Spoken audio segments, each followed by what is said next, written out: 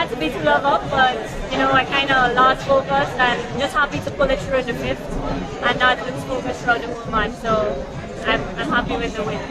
I gave my all. You know, those juniors are coming up, so I was really kind of scared, but I just made it, and I'm just so happy and thankful.